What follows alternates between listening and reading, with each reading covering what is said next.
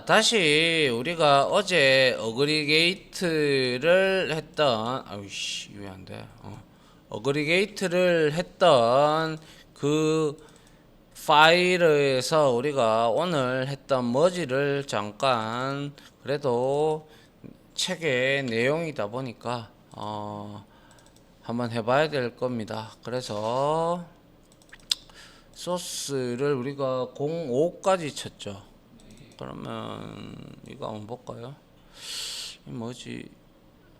뭐 왜? 자, 이거는 아니잖아요. 자, 그 다음에 이건가요? 그러면 그렇죠. 이거네요.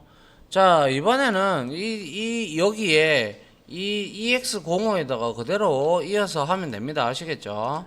자, 여기에다가 이제 병합을 우리가 할 건데요. 병합은 우리가 머지가 될 거고요.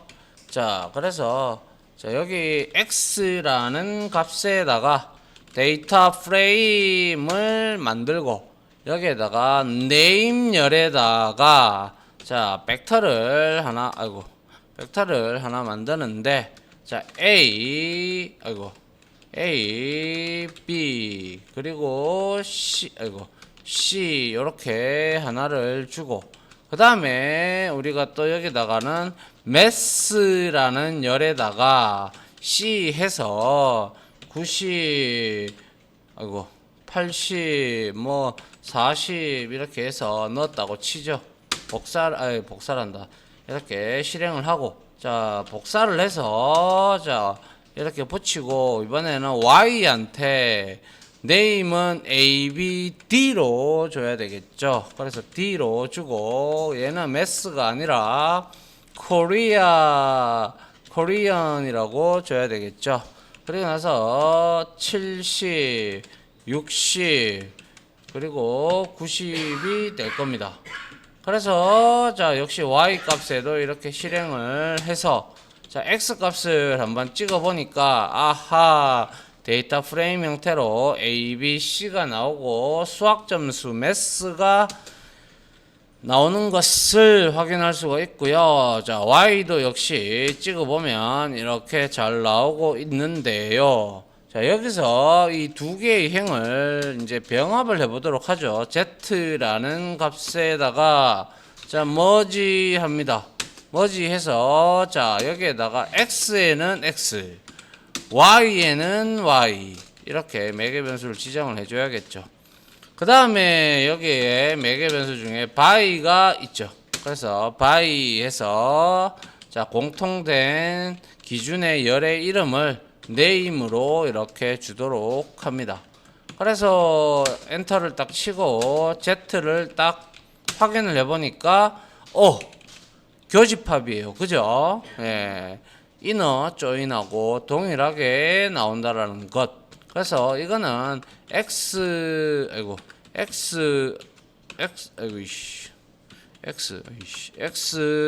Y 두 개의 데이터 프레임의 값을 병합하는데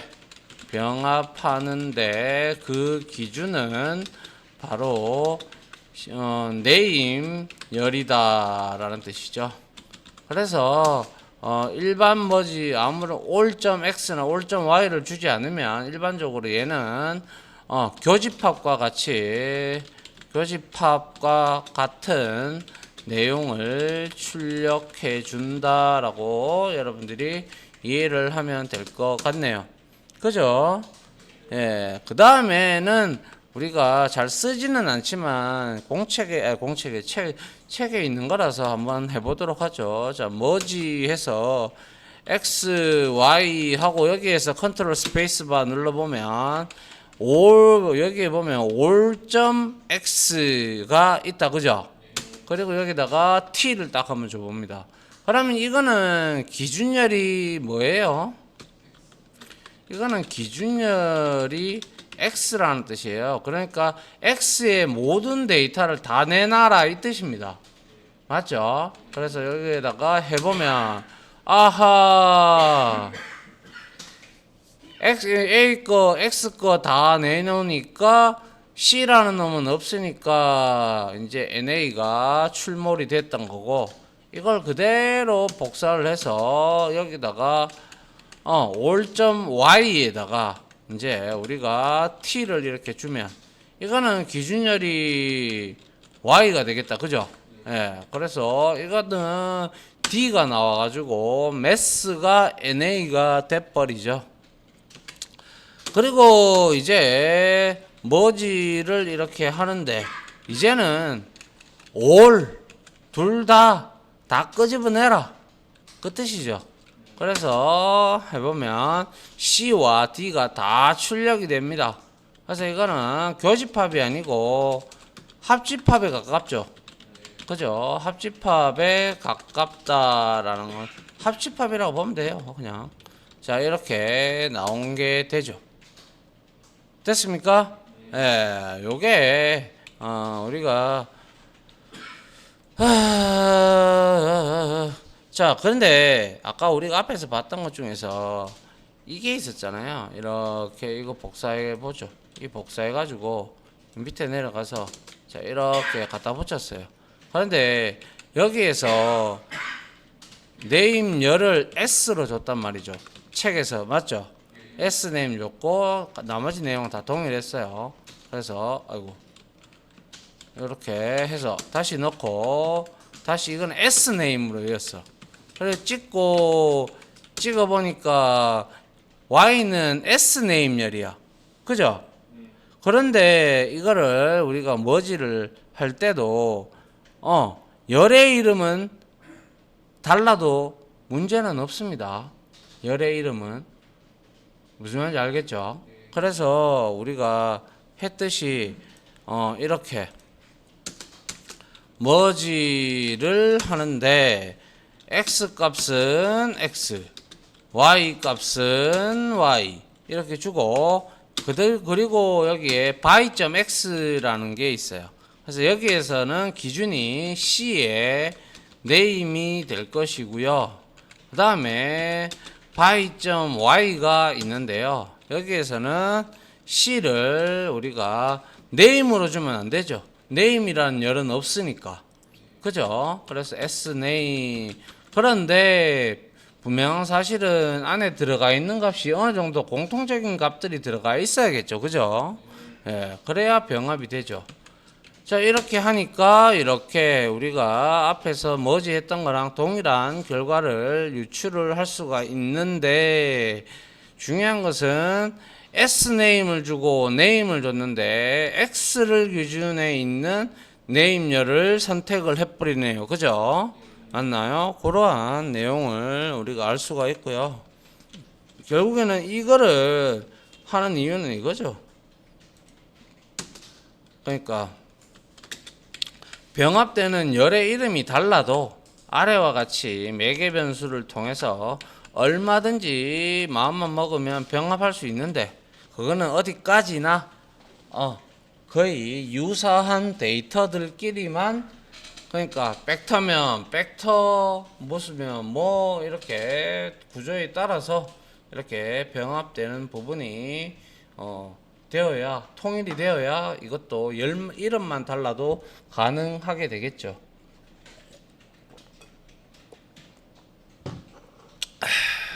됐습니까? 네. 자, 이렇게 해서 7장 전처리를 이제 정제하는 과정을 다 마쳤고요. 그래서 여기에서 우리가 중요한 것은 우리가 첫 번째 EX01인가요? 여기서 전처리를 뭐 우리가 이제 정제하기, 뭐 결측값 확인하기, 뭐 이상치 제거하기 등등이 있는데 여기서 우리가 명확하게 좀 알고 있어야 되는 거는 결측치에 대해서 결측치를 어떻게 제거를 하느냐라는 방법과 그리고 특이값을 또 확인하는 방법, 그리고 특이치를 또 제거하는 방법을 우리가 반드시 알고 있어야 돼요. 그래야 올바른 데이터가 다 정제가 되겠죠. 그죠? 정제가 돼서 걸러지겠죠.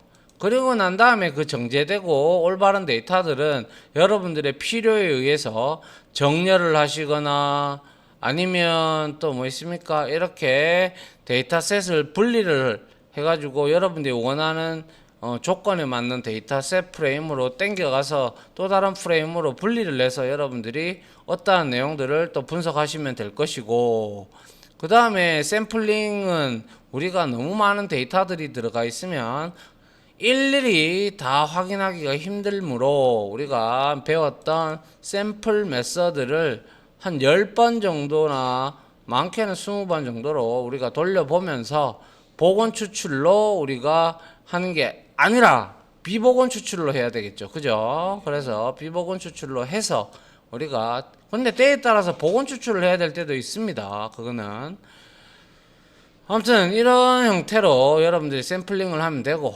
그리고 이제 샘플링을 이제 할 때 하나의 결과값을 동일하게 유출을 하기 위해서는 세시드 함수를 쓰면 되고, 그리고 때에 따라서 여러분들이 데이터를 가지고 어떠한 조합을 이루어내고 싶을 때는 자 콤비네이션이라는 함수를 이용을 해서 여러분들이 이렇게 경우의 수가 얼마나 나오는가라는 걸 알고자 할 때는 이렇게 여러분들이 알아내시면 되고, 그리고 오늘 배웠던 마지막으로 어제 했나요? 아래 했나요? 아무튼 집계에 대한 거, 집계를 잘 하는 게 상당히 중요하죠.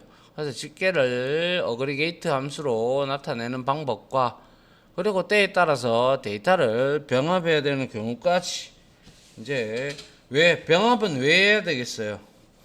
그러니까 데이터가 너무나 크면 이제 그것도 협업을 해야 되기 때문에, 협업을 할 때 우리가 자바에서 배웠듯이 협업을 할 때는 인터페이스 하나를 두고 자 구현객체와 또 뭘 만들어야 된다고 했어요? 개발 코드를 따로 분리해야 된다 했죠? 또 다 까드셨지 뭐. 그거와 동일하게 수많은 데이터들이 있다면 자기 혼자 분석이 힘들므로 그거를 우리가 회의를 통해서 이 데이터가 이렇게 되어 있으니까 이러한 기준열을 잡자라고 얘기를 해놓고 서로 분석을 이제 정제를 하든 뭘 하든 간에 쭉 해서 나누어서 이렇게 데이터를 분리해서 가져가가 하다가 이제 다 되면 이제 이렇게 머지를 쓴다 이 말이죠. 내 말은 그러한 경우도 있겠죠. 인터페이스의 개념도 다 까드시고 참네 큰일이다 큰일이라. 왜 연락하나? 됐죠? 네.